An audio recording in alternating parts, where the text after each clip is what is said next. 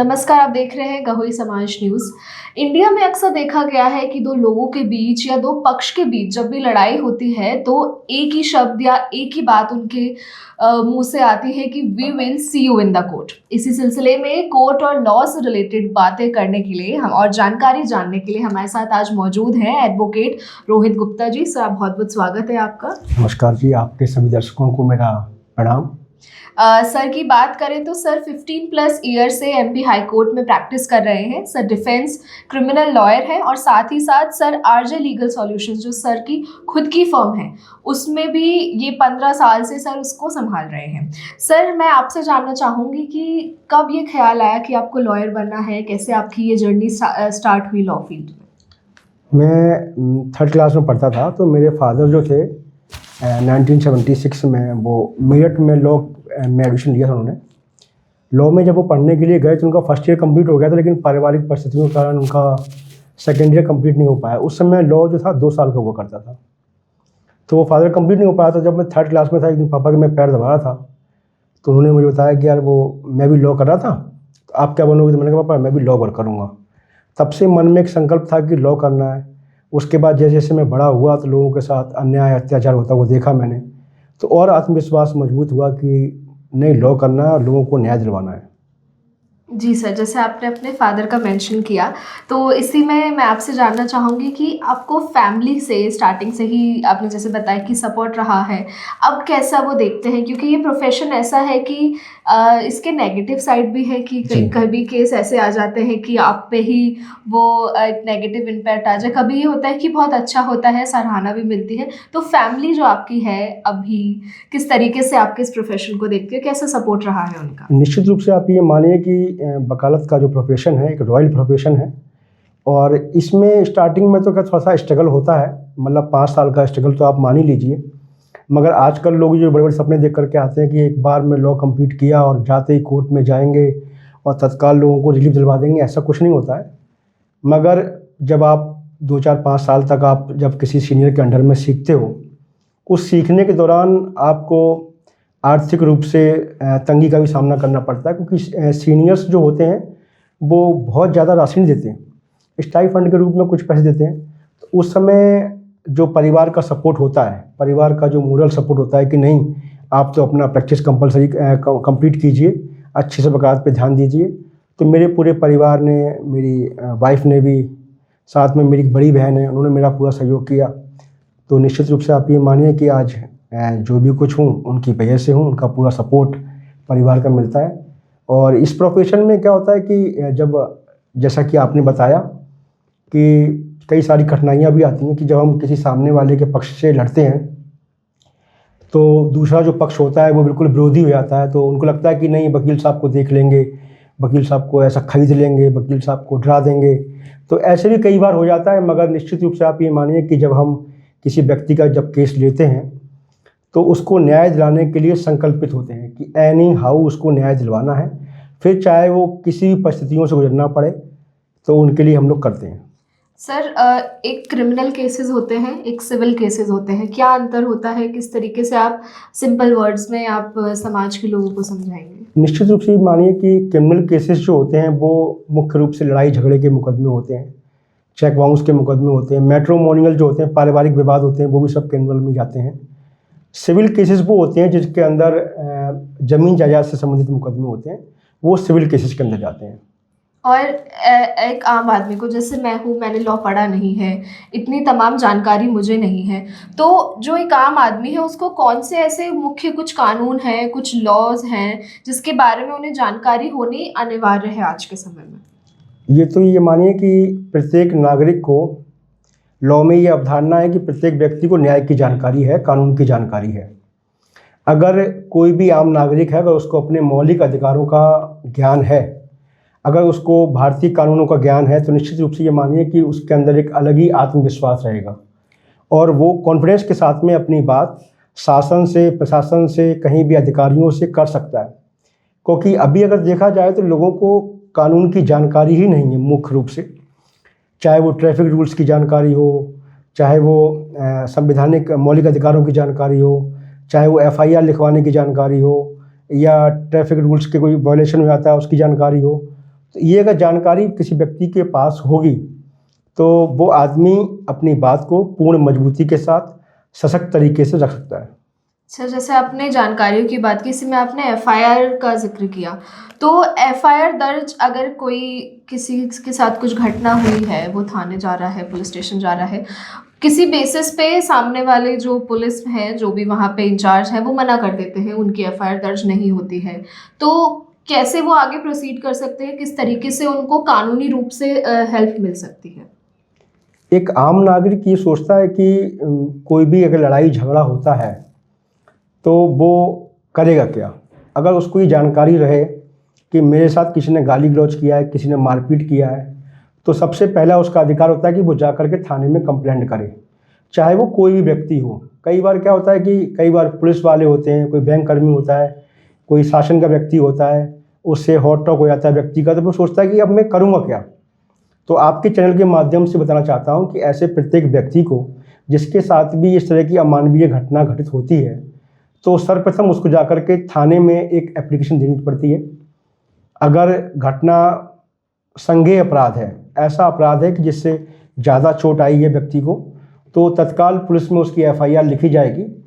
और किसी कारणवश अगर पुलिसकर्मी थाने वाले उसकी एफआईआर को रजिस्टर्ड नहीं करते हैं, तो आप उसके संबंधित अधिकारी को, चाहे वो सीएसपी हो चाहे एसपी हो, उनको आप आवेदन कर सकते हो और उस आवेदन की एक कॉपी अपने पास रिसीविंग के ऊपर रूप में रखिए।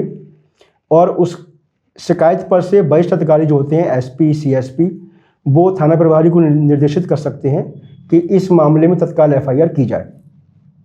अगर इस प्रकार इसके बाद भी अगर एफआईआर नहीं होती है, तो उस व्यक्ति के पास ये अधिकार होता है कि वो न्यायालय के माध्यम से भी अपनी एफआईआर परिवाद के माध्यम से रजिस्टर करा सकता है। बिल्कुल। और अगर ऐसा हो, कई बार केसेस में देखा गया है कि पुलिस बिना वारंट के कि कुछ दबाव में आके या उस चीज़ में कुछ जो हमारी सर्कमस्टेंसेस बन जाते हैं, उसमें पुलिस बिना वारंट के किसी को बिना गवाह के, बिना किसी सबूत के गिरफ्तार कर लेती है, उसे अरेस्ट कर लेती है और वारंट उनके पास कानूनी तौर पे नहीं होता है। तो जो विक्टिम होते हैं उस टाइम पे, जिनको अरेस्ट किया जाता है, वो क्या कर सकते हैं? क्या उनके पास अधिकार है कि वो पुलिस स्टेशन में, अगर उन्हें बंद है, वो वहाँ पे गिरफ्तार हुए हैं, तो वो अपने लॉयर हायर कर सकते हैं? हाँ, वो किस बिल्कुल। तरीके से कानूनी कार्रवाई सर इस पे कर बिल्कुल। सकते हैं? ये भारतीय संविधान के तहत हर व्यक्ति को उसका एक अधिकार मिला हुआ है। कोई भी व्यक्ति को अगर कोई पुलिस अधिकारी गिरफ्तार करता है, तो भारतीय नागरिक सुरक्षा संहिता की धारा 47 के तहत पुलिस को सर्वप्रथम उस व्यक्ति को बताना पड़ेगा कि आपको किस अपराध में गिरफ्तार किया गया है। ये उनको बताना अनिवार्य है। उसके बाद अगर जो उसके परिजन हैं, बीएनएस की धारा 48 में ये प्रोविज़न है कि जो भी व्यक्ति जिसको गिरफ्तार किया जा रहा है, संदेह के आधार पर सबसे पहले उसको गिरफ्तारी का बताया जाए कि आपको इस अपराध में गिरफ्तार किया जाता है। उसके बाद इसकी सूचना उसके परिवारजनों को, ब्लड रिलेशन में जो भी व्यक्ति होते हैं, उनको ये जानकारी दी जाएगी कि भाई आपके बेटे को या आपके भाई को, आपके भतीजे को इस अपराध में गिरफ्तार किया है। और भारतीय संविधान के आर्टिकल 22(1) में ये प्रोविज़न है कि प्रत्येक व्यक्ति को अपना वकील नियुक्त करने का अधिकार है। अगर वो पुलिस अभिरक्षा में है और पुलिस अभिरक्षा में पुलिस उससे कोई पूछताछ करती है, तो वह अपना अधिवक्ता को थाने पर बुला सकता है और अपनी जो भी पूछताछ होती है वो उसके सामने हो सकती है। जी सर, बिल्कुल। ये उसका एक मौलिक अधिकार है। और इसी के साथ हम ग्वालियर से हैं, हमने ग्वालियर में देखा, अगर हम पिछले साल की बात करें तो साइबर फ्रॉड, ऑनलाइन ठगी के बहुत सारे मामले सामने आए हैं। डीप फेक को लेके लोग वीडियो कॉल के थ्रू, मतलब वकीलों के साथ भी मामले सामने आए हैं, पुलिस वालों के साथ भी मामले सामने आए हैं, वो भी अच्छे खासी पोस्ट पे जो पदस्थ हैं। इस प्रावधान में जो साइबर ठगी हो रही है आजकल के दौर में, जो टेक्नोलॉजी का ये हमारा एरा है, अगर लॉ की बात करें तो किस तरीके से कानून की मदद से कोई इसमें हेल्प ले सकता है? साथ ही साथ कंप्लेन इसकी सर कहाँ की जा सकती है? जिस प्रकार से टेक्नोलॉजी बढ़ रही है, मोबाइल की दुनिया में हर चीज़ मोबाइल पे उपलब्ध हो रही है, हर आदमी का अकाउंट मोबाइल से कनेक्ट है, तो ऐसे में साइबर ठगी बहुत स्पीड से बढ़ रही है। ये एक बड़ा कारण है और इसको रोकथाम करने के लिए जो अपनी सरकार है, सरकार के जो नियम हैं, उसमें थोड़ा सा लचीलापन है। तो उस कारण हो क्या रहा है कि पूरे मध्य प्रदेश में अगर आप देखेंगे तो एक एक व्यक्ति से 1 करोड़ का, 2 करोड़ का, 5 करोड़ का, ऐसी मोटी मोटी ठगियाँ हो रही हैं। अब उसमें आदमी से अगर सही समय पे सजग हो जाए, कई बार देखने में आता है कि किसी व्यक्ति को डिजिटल अरेस्ट कर लिया जाता है और वो 1 करोड़ 15 लाख, 1 करोड़ 12 लाख से ज़्यादा रकम उसको दे देता है जो उसको डिजिटल अरेस्ट करता है। सर्वप्रथम उसको इस बात का नॉलेज नहीं होता है कि क्या मुझे किसी अच्छे सच्चे पुलिस वाले ने गिरफ्तार किया है या कोई फेक जो स्टूडियो बना कर बैठे लोग हैं जो ठगी करते हैं, साइबर ठगी, वो उनको गिरफ्तार करके ऐसा साइकोलॉजिकल प्रेशर में लेकर के आते हैं और पैसे ट्रांसफ़र करवाते हैं। उन परिस्थितियों में सर्वप्रथम जैसे ही पैसा ट्रांसफ़र हो तो जो गोल्डन आवर्स होते हैं उनमें होता क्या है कि अगर 1-2 घंटे के अंदर आपने उसकी सूचना सही जगह पे दे दी तो वो पैसा फ्रीज हो जाएगा। अब सूचना कैसे दी जाएगी? सूचना देने के 2-3 तरीके हैं। सबसे पहले तो 1930 पे कॉल करके साइबर ठगी के बारे में अपनी पूरी जानकारी, जो कॉल सेंटर बना हुआ है नेशनल साइबर क्राइम का, उसमें आप कॉल सेंटर पे कॉल कीजिए और अपने साथ बताइए कि भाई मेरे साथ ऐसे ऐसे ये ठगी हुई है, ये व्हाट्सएप पे मैसेज आया था और ये लिंक आया था, लिंकों को खोलने के बाद मेरे साथ में ठगी हो गई है। तो एक तो ये तरीका है। दूसरा तरीका ये है कि आप ऑनलाइन भी शिकायत कर सकते हो www.cybercrime.gov.in पर जाकर के आप लिखित में शिकायत पेश कर सकते हो। उसके साथ साथ जो आपके स्क्रीनशॉट वगैरह आपको जो व्हाट्सएप पे मिलते हैं उनको लेकर के उसके साथ अटैच कर सकते हो और आपकी शिकायत पर तत्काल कार्रवाई हो जाएगी। अगर आपको लगता है कि भाई ऑनलाइन शिकायत नहीं कर सकते हैं हम, तो कई बार आदमी पढ़ा लिखा नहीं होता, टेक्नोलॉजी फेयर नहीं होता, तो वो व्यक्ति अपने ज़िले में, हर ज़िले के अंदर एक साइबर क्राइम थाना बना होता है, तो वो साइबर क्राइम थाने पे जाकर के एक लिखित में शिकायत दे सकता है जिसमें अपने साथ हुई ठगी की पूरी जानकारी अगर दे देगा समय पर, तो वो पैसा विदिन 1-2 घंटे के अंदर बैंक उसको फ्रीज कर देगी। और फ्रीज करने के बाद आप ये मानिए कि वो जो ठगी जिसके साथ होने वाली थी उस व्यक्ति को राहत मिल जाएगी और वो ठगी होने से बच जाएगा। आपके चैनल के माध्यम से जो भी दर्शक इसको देख रहे हैं उनसे बस एक ही अनुरोध रहेगा कि किसी भी प्रकार का अगर OTP आपके पास आता है, तो OTP कोई आपसे मांगता है कि आपके मोबाइल में ये OTP आ गया, मुझे सेंड कर दीजिए, या मैं आपकी KYC कर दूंगा तो मुझे सेंड कर दीजिए OTP, तो कोई भी OTP किसी को सेंड नहीं करे। दूसरा, व्हाट्सएप पे एक APK फाइल आती है जिसको खोलते ही आपका जो मोबाइल होता है वो सामने वाले ठगी जो करने वाले लोग होते हैं उनके पास पहुंच जाता है और वहाँ से ठगी हो जाती है। तो ये सावधानी अगर बरतोगे तो इस प्रकार की ठगी से रोकथाम हो सकती है। और सर, जैसे आपने बात की कि कई बार लोगों को इसके बारे में जानकारी नहीं होती, वो अनएजुकेटेड होते हैं, और कई बार ऐसा भी देखा गया है कि जिन लोगों के पास फाइनेंशियली वो स्टेबल नहीं है कि वो लॉयर हायर करे, वो एडवोकेट हायर करके उनकी फ़ीस दे पाए, तो इस मामले में जैसे प्रो बोनो केसेस जो होते हैं, तो किस तरीके से पूरा प्रोसेस होता है, या जब लोग फ़ीस नहीं दे पाते लॉयर की, तो किस तरीके से आप अपने प्रोफेशन में आप एक्सपर्ट है सर, 15 साल से आप इसमें हैं, आप क्या कहना चाहेंगे इस पे कि ये प्रोसेस कैसा होता है और कैसे उन लोगों की मदद की जा सकती है? आपके चैनल के माध्यम से लोगों को बताना चाहूँगा कि जो भी व्यक्ति गरीब है, जिसके पास पैसा नहीं है, या जिसकी इनकम 1.5 लाख से 3 लाख के बीच होती है, या कोई दिव्यांग व्यक्ति है, कोई महिला है, बच्चे हैं, ऐसे लोगों के लिए नालसा बना हुआ है, राष्ट्रीय विधिक सेवा प्राधिकरण बना हुआ है। आप उसमें एक आवेदन दे करके उसमें आपको निःशुल्क रूप से एक वकील आपको मिल जाएगा जो आपकी पूरी पैरवी करेगा।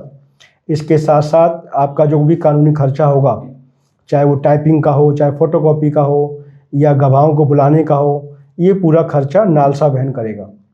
इसके लिए जैसे मान लो किसी को लगता है कि मुझे मुकदमा नहीं लड़वाना है और वो गरीब व्यक्ति है, उसको सिर्फ कानूनी जानकारी चाहिए है, तो नालसा का एक कॉल सेंटर का नंबर है 15-100। अगर उस पर आप कॉल करोगे तो आपको वहाँ पे कॉल सेंटर्स पे एडवोकेट्स मिलेंगे, वो आपको पूरी की पूरी जानकारी, आपको आपके मामले के संबंधी जो भी मामला होगा वो आपको निःशुल्क रूप से मुहैया कराएंगे। इसके साथ साथ में किसी को लगता है कि नहीं, ऐसे नहीं हो सकता, मुझे मुकदमा लड़ने के लिए वकील चाहिए, तो वो हर ज़िले के अंदर एक जिला विधिक सेवा प्राधिकरण बना होता है, ऑफिस बना होता है। आप वहाँ पर जाओगे, वहाँ पर एक एप्लीकेशन दोगे तो वो उस जिला सेवा प्राधिकरण से आपको एक वकील मिलेगा, वो वकील आपकी पूरी निःशुल्क मदद करेगा। इसके साथ साथ अगर आपको लगता है कि मैं तहसील स्तर पे भी हूँ, तो तहसील लेवल पे भी ये सिस्टम बना हुआ होता है, तो वहाँ पर भी आपको निःशुल्क वकील वहाँ से मिलेगा, जो आपकी पूरी पैरवी करेगा। जो सारे खर्चे वगैरह होंगे वो आपको नालसा की तरफ से वहन की जाएंगे, आपको 1 रुपया देने की ज़रूरत नहीं है। न्याय हर गरीब के लिए है। सस्ता सुलभ न्याय की जो परिकल्पना इस देश के अंदर है, उसको साकार करने के लिए ये सरकार की योजना है। उसका लाभ जो भी साथी लेना चाहते हैं वो ले सकते हैं।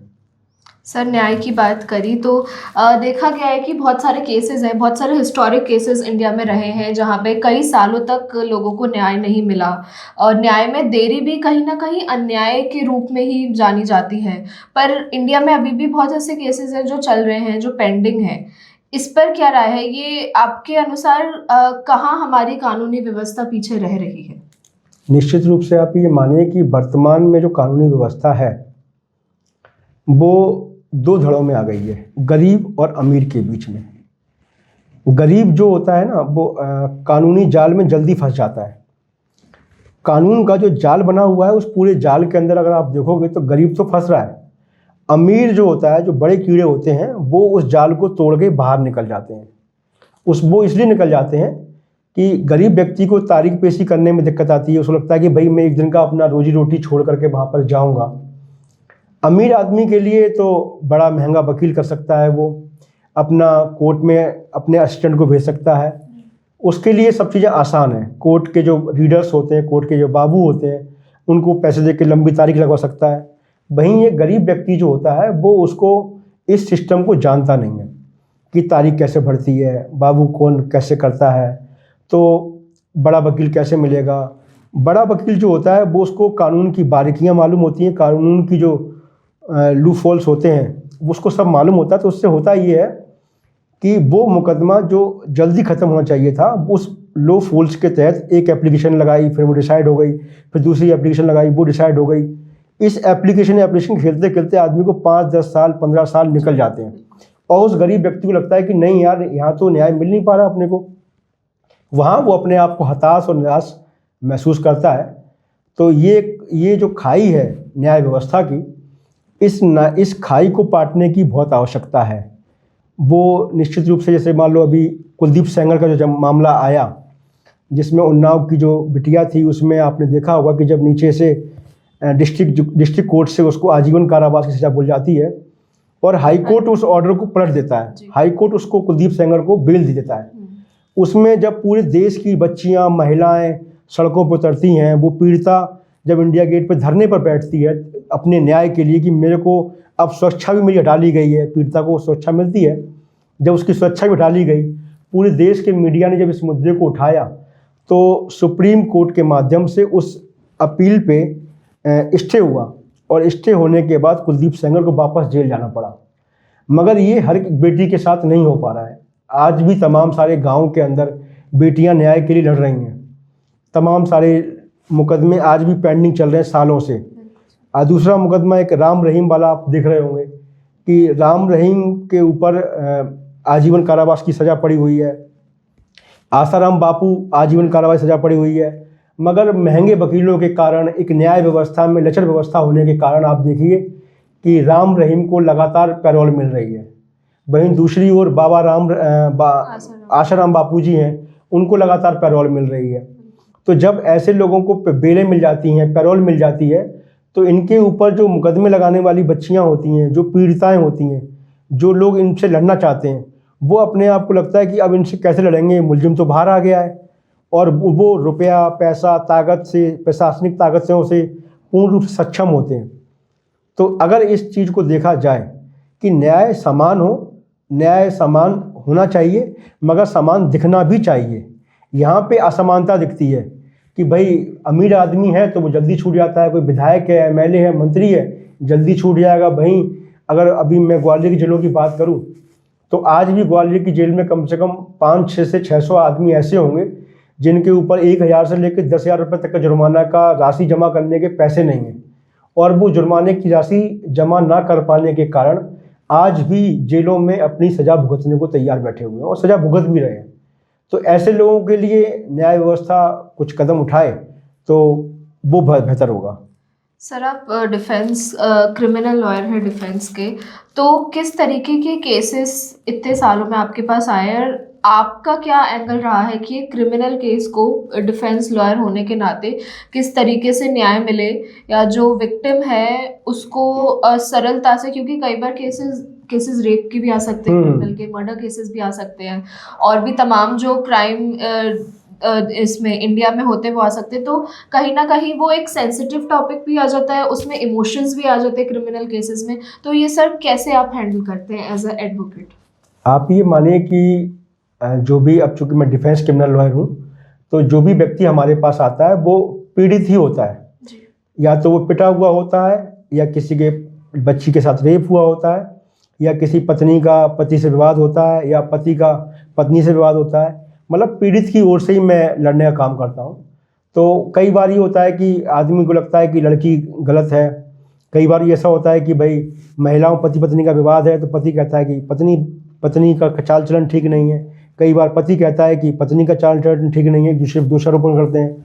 उस समय हमको बहुत ही सजगता के साथ भावनाओं को दरकिनार करते हुए पूरे मुकदमे को लड़ना पड़ता है। और जिसकी साइड से पैरवी करते हैं, अगर जैसे मान लो मैं किसी महिला की ओर से पैरवी कर रहा हूँ, तो उस पैरवी को पूरी निर्भीकता के साथ, सजगता के साथ और भावनाओं से दूर रह करके करना पड़ता है। कई बार क्या होता है कि उसके सामने वाले पक्ष के रिलेशनशिप वाले लोग भी आ जाते हैं, बोलने का प्रयास करते हैं कि मुकदमे को कमज़ोर हो जाओ, हल्का कर दो। अगर ऐसा होने लगा तो आप ये मानिए कि न्याय मिलेगा ही नहीं। बिल्कुल सर। आज भी अगर न्याय की अवधारणा इस देश में कायम है, तो वो इसलिए कायम है कि जो न्याय व्यवस्था में जो अभिभाषक होते हैं, वो अपना काम बिल्कुल ईमानदारी के साथ, कर्मठता के साथ जब करते हैं, तभी लोगों को न्याय मिल सकता है। और ये चल रहा है सिस्टम में, तो ही न्याय लोगों को मिल पा रहा है। तो मैंने अपने जीवन में मर्डर का, सेशन ट्रायल में मर्डर का, लूट का, डकैती का, बलात्कार का, रेप, ये सारे मुकदमे लड़े। पारिवारिक विवादों के जो मुकदमे होते हैं, घरेलू हिंसा के होते हैं, दहेज एक्ट के मुकदमे होते हैं, दहेज हत्या के मुकदमे होते हैं, इन सारे मुकदमों में पैरवी करता हूँ। इसके साथ साथ चाहे वो बिजली चोरी के मुकदमे हों, चेक बाउंस के मुकदमे हों, इन सब को भी लड़ने का काम करते हैं। तो ये सब जब किसी पीड़ित को या पीड़िता को जब न्याय मिलता है, तो निश्चित रूप से उसके आंखों में जो चमक मिलती है देखने को, तो ये सबसे बड़ी पूंजी और सबसे बड़ी कमाई हमारी ये होती है कि जब वो दिल से शुक्रिया कहती है कि भैया आपकी वजह से मुझे न्याय मिल गया है। तो आप ये मानिए कि हमको अपने दिल में एक बहुत अच्छी खुशी होती है कि जो हमने अपना प्रोफेशन चुना और जो वकालत जिसको हम करते आ रहे हैं, आज वो हमारा सफल हो रहा है। और अगर क्षणिक भी किसी व्यक्ति की मदद मैं कर पाता हूँ, तो ये मेरी सबसे गौरवान्वित पल होता है। सर कभी ऐसा रहा कि क्योंकि क्रिमिनल केस में ज़्यादातर ये होता है कि आपने बोला आपके पास विक्टिम्स आते हैं, पीड़ित आते हैं, सामने वाले कहीं ना कहीं दोषी होते ही हैं कहीं ना केसेस में, और अगर वो दोषी हैं तो आमतौर पे ये माना जाता है कि वो ज़्यादा एक पावरफुल और स्ट्रॉन्ग वो बैकग्राउंड के होते हैं, बैकग्राउंड से आते हैं। तो क्या आपको इतने सालों के अनुभव में कभी धमकियां मिली है, या कोई नेगेटिव तरीके से आपको कहा गया है कि केस छोड़ दो, या मत लड़ो, या हमारे पक्ष में लड़ो, या आपको रिश्वत देने का कुछ अगर ऐसा हुआ है तो अगर आप बताना चाहें तो? नहीं, कई बार होता भी है, लेकिन हम इन सब चीज़ों से बहुत दूर रहते हैं। क्योंकि मैं जिस पार्टी को बिलोंग करता हूँ, हमारी ईमानदारी वाली पार्टी, अरविंद केजरीवाल जी की पार्टी, आम आदमी पार्टी से बिलोंग करता हूँ मैं। तो हम, आप ये मानिए कि संविदा शिक्षा घोटाला था, जब हमने उसको उजागर किया, तो उसके अंदर करीब करीब 12,000 शिक्षक की नौकरी खतरे में पड़ गई।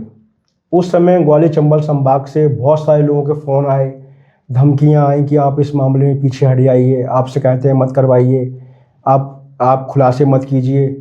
तो आप ये मानिए कि उस बात को निर्भीकता के साथ लड़ने का काम जब किया, तो उसमें कई लोगों पे एफआईआरें हुई।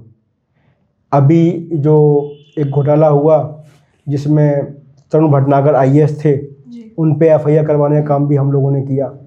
जब कोई आदमी दोषी होता है और जब उस मामले को हम पूरी मजबूती से लड़ते हैं, तो सामने से धमकियां आती हैं कि जान से मरवा देंगे, गोली पड़ जाएगी, घर से निकल नहीं पाओगे, ऑफिस में कभी मरे मिलोगे। ये धमकियां आती रहती हैं, मगर आप तो हमको झेलने की आदत ही पड़ गई है। अब इन धमकियों से डरने वाले नहीं हैं, तो न्याय दिला पाते हैं इसीलिए कि हम डर के आगे जीत है।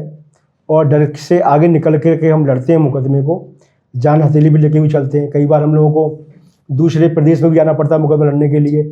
तो ये मानिए कि बिल्कुल कोई दिक्कत नहीं है, जिसकी तरफ से जाते हैं उसका पक्ष पूरी मजबूती के साथ में हम रखने का काम करते हैं।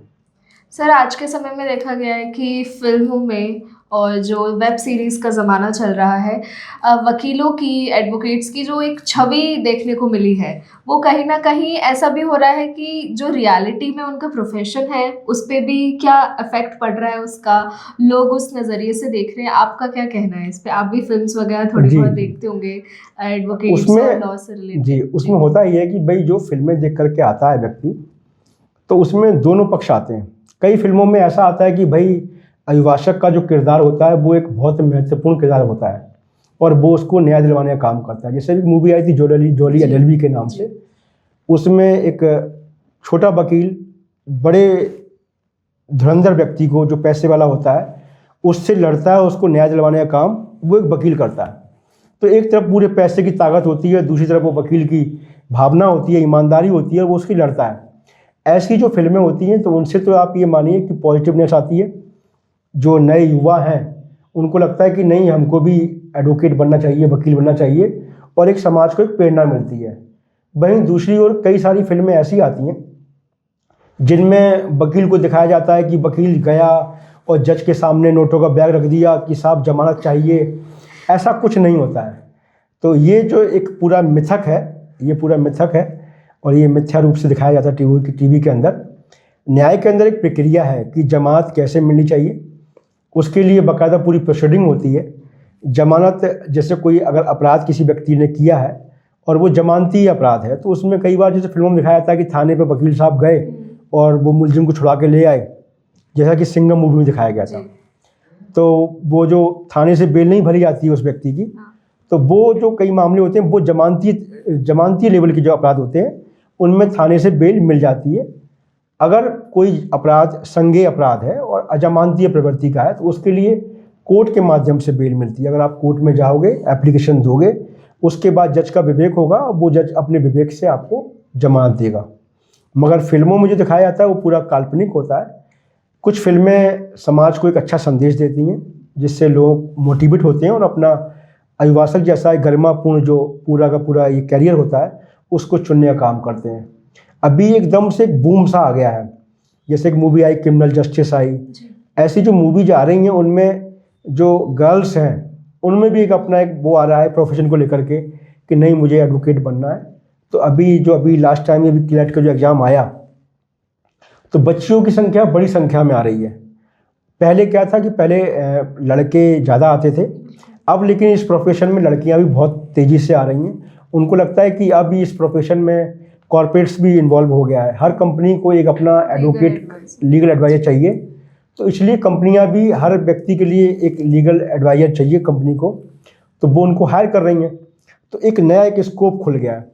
पहले क्या होता था कि भाई या तो गवर्नमेंट एडवोकेट बनेगा या जुडिशरी में जाएगा, जज बनेगा, या फिर इसके अलावा वकालत करेगा अपनी। ये 3 लाइनें हुआ करती थी।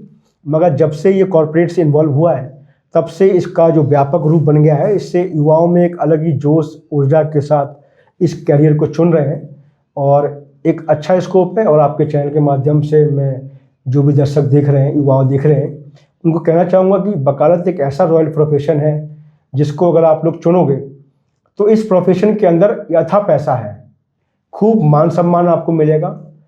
और मान सम्मान के साथ साथ जो इज्जत होती है जब आप किसी को न्याय दिलवाते हो तो आपको एक दुआ जो मिलती है उससे आपको ये लगेगा नहीं आपने एक अच्छा प्रोफेशन चुना है, गरिमापूर्ण चुना है, समाज में एक अच्छा रेपुटेशन वाला प्रोफेशन होता है। तो जो भी साथी इसको करना चाहते हैं उसको कीजिए और स्कोप बिल्कुल बहुत अच्छा है ये। तो जैसा कि सर ने हमें बहुत बारीकी से लॉ से रिलेटेड सारे टर्म्स और उसके बारे में जानकारी दी कि किस तरीके से ये आगे चल के एक आम आदमी को भी समझ में आए, साथ ही साथ जो समाज के बंधुओं हैं उनको भी इस सारी चीज़ों से उन्होंने अवगत कराया। सर आपको बहुत बहुत धन्यवाद हमारे चैनल के माध्यम से सबको इस बारे में जानकारी देने के लिए। और ऐसी तमाम खबरें और जानकारी के लिए जुड़े रहिए कहोई समाज न्यूज़ के साथ। इंस्टाग्राम और फेसबुक पे भी हमें फॉलो करते रहिए। धन्यवाद।